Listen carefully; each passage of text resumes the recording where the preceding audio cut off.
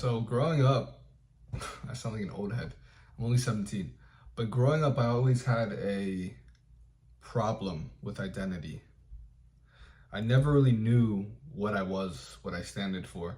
And this obviously came from not fitting in. It came from a lot of people telling me different things, because you have to know that your identity is molded not only by you, but the people around you. Because if you really think about it, 90% of your opinions, 90% of the views that you have on the world aren't coming out of your brain. That seed got put into your brain by someone or something else that you heard online. Maybe it's your parents, maybe it's some close friends, your siblings, whatever. But your identity is molded by the exterior. So anyways, yeah, I was in a bit of an identity crisis in freshman year of high school, middle school going to freshman year of high school, which caused me to have a lot of insecurity, because I would look at everyone and I didn't know how they saw me. And I wanted them to see me a certain way, but I didn't really know how they wanted to see me, because I didn't know the identity that I wanted to have.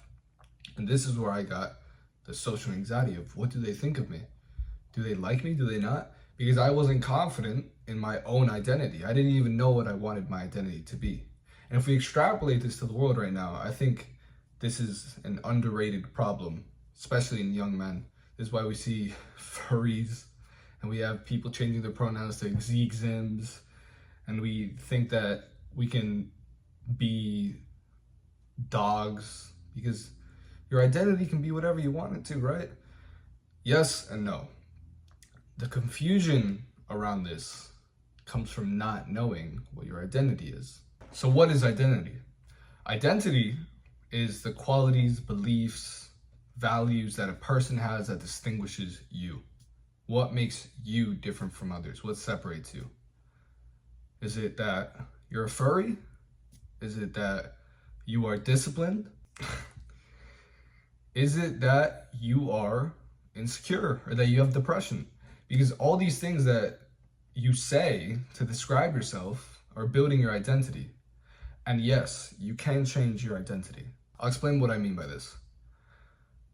We just said that your identity is the beliefs, the values, and the personality, the conglomerate of how you describe yourself, how people view you. And you can change that.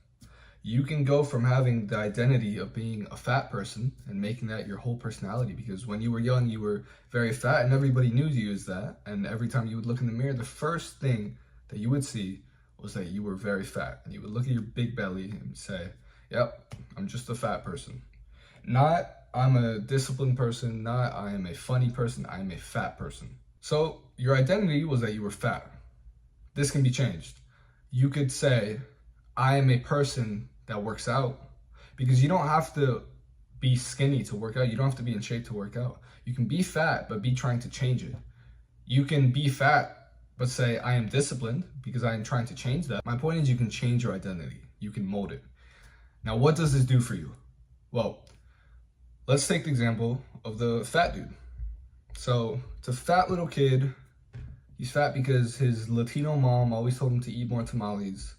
And now he's fucking 200 pounds and he's only 11 years old.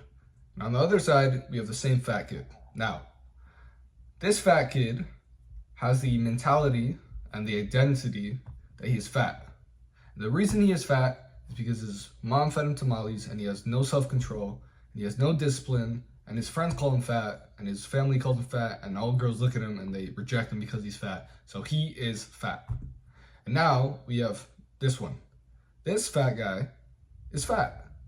Nothing has physically changed yet, but he tells himself, I'm disciplined. I'm not a fat person. I may be overweight, but I don't have the qualities of a fat person anymore. I don't binge eat. When someone calls me fat, I say, no, I'm changing that. Don't call me that. I don't allow my mind to call myself fat. Which person do you think is going to lose more weight? Which person do you think is going to have more probabilities of consistently hitting the gym and eating right and staying on their diet? Obviously this person. The same thing goes with you. If you tell yourself, I'm lazy. If someone says, do you go to the gym? And you say, no, I'm too lazy for that. As a little joke, you may think it's a joke, but you're telling a bit of the truth. You're imposing on yourself that you are a lazy person and that is not going to change. I'll make another example. We have Bob. Bob is hideous. I mean, he's 5'3", he hasn't looks maxed at all. He's what black pillars would call unsavable. There's no going back. And he just looks like shit. And Bob is super insecure. Bob has nothing going for him. Bob sucks. And so he thinks he can't get girls. He says, no girl would ever like me. Why would they ever like me? No, she's out of my league. Every girl's out of my league. I'll just stay in my own room and I'll touch my little dick because no girl will ever like me. Then we have Chat Bob. Now, this Bob, I don't stick with me. This Bob is still fat, still ugly, still 5'3", but for some reason, you probably know someone like this, for some reason, he's super confident, super charismatic, and super funny. And he knows he's fat, but he's charismatic, as I said. The girls love him because he makes them laugh, and he has a good time with them. And he's just such a kind guy, and he helps everybody, and everybody speaks good about him. Who's gonna get more girls? This Bob. Nothing changed, only his identity was different because he didn't allow his mind to pull himself down. He didn't allow his mind to set the identity that, oh, I'm a fat 5'3" loser that's not gonna get girls. He is a fat 5'3" loser, but his identity changed all that. So if you, in any way, are trying to change yourself, first worry about what your identity is. Worry about how you speak to yourself and how you allow others to speak to you. What are your beliefs? Because your beliefs play a key role in your identity. If you are trying to be more organized, and every time a person asks you if you're organized or not, listen, your room may look like shit, but if you say, yeah, I'm unorganized, you're telling yourself you're unorganized. You're letting your mind believe that you're not gonna change that. If your room looks like shit, but you're organized, you're basically putting a belief in there that you have to be organized because you told your mind that. You have to keep that promise with yourself. And that is the beauty of identity. Especially as men, you can decide who you are and you can decide who you want to become. When we're little, we look at all these superheroes like Batman. I want to be like Batman. Batman is an identity. What does Batman have that makes him so cool? He can fight, he's rich, he's mysterious, he gets all the hot girls, he has a Batmobile, he can throw cool shit, he almost dies but somehow survives. You can do all that. You can make enough money to be rich and buy a Batmobile. You can join a gym and learn how to fight. You can become charismatic and start getting good with girls. You can do all that. You can be Batman. So change your identity and be who you want to be because you are not stuck with what you think you are now. That is the whole point of self-improvement, even though I don't like I like calling it self-improvement, but the community it's become is a bit too weird and extreme in some topics, but that's a whole nother video.